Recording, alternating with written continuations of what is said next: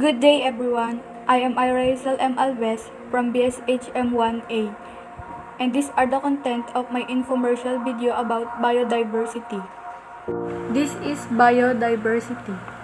Biodiversity is the biological variety and variability of life on Earth. Biodiversity is a measure of variation at the genetic, species, and ecosystem level. Biodiversity refers to the variety of living organisms.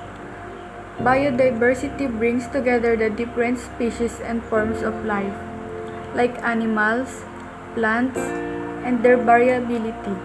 That is to say, their dynamics of evaluation in their ecosystem. Traditionally, there are three levels of biodiversity. First one is genetic diversity.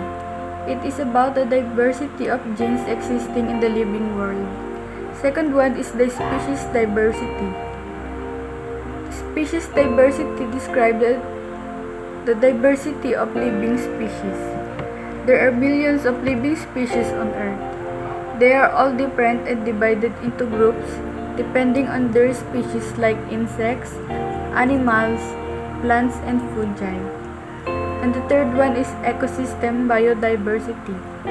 It refers to the variety of ecosystem and their nature and numbers, where living species interact with their environment and with each other. Threats, challenges faced by biodiversity.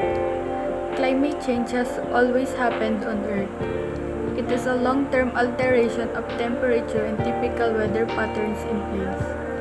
Climate change is sometimes mistaken for weather, but climate change is different from weather because it is measured over a long period of time, whereas weather can change from day to day or from year to year.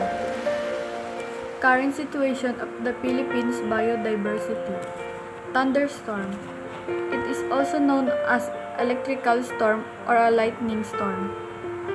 Is a storm characterized by the presence of lightning and its acoustic effect on the earth. Deforestation. People have been deforesting the earth for thousands of years. Although tropical forests are largely confined to developed countries, direct causes of deforestation are agricultural expansion, food extraction, logging, or wood harvest.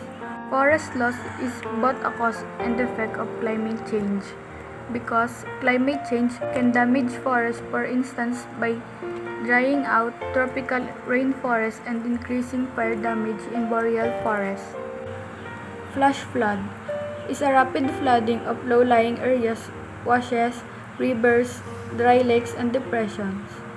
It may be caused by heavy rain associated with some severe thunderstorm. Air pollution is now the biggest environmental risk for early death. It can cause long-term damage to people's nerves, brain, kidney, liver, and other organs. As a concerned citizen of society, always remember the 3R: reduce, reuse, and recycle. Reduce.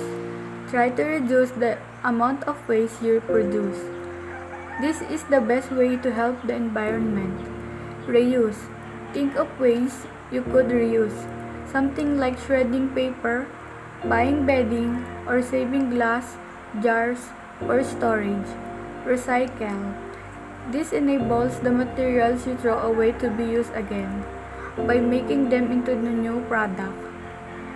Save nature, save the planet, and this is biodiversity.